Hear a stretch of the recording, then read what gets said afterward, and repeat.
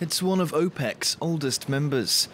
But after 57 years in the cartel of oil exporting countries, Qatar has decided to leave.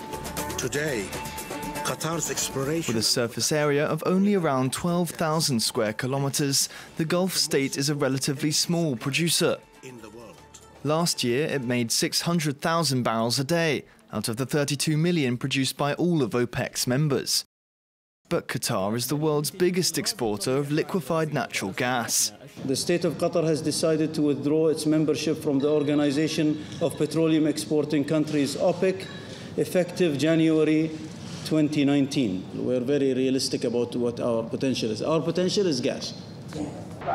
In September 1960, 5 major oil-producing countries met in Baghdad to coordinate their petroleum production and prices. Qatar joined OPEC 1 year later. In 1973, during the Yom Kippur War, the organization decided to place an embargo on Israel's Western allies, including the United States. This resulted in a steep rise in prices and the world's first oil crisis. 6 years later, the Iranian Revolution and the Iran-Iraq War led to a severely reduced output, which OPEC took advantage of in order to hike prices. Today, OPEC accounts for 70% of the world's oil reserves and more than 40% of oil production, giving the 15-member club significant influence over the world economy. For over a year, Qatar has been feeling the effects of an economic and diplomatic blockade enforced by Saudi Arabia, one of OPEC's leading partners.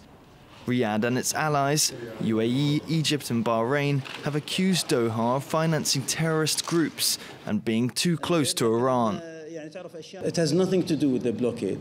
Okay, the timing is, if you look at the status of the OPEC, if any country wants to withdraw, what it has to do is basically put in writing its request or its decision to withdraw, and it basically withdraws in the next calendar year.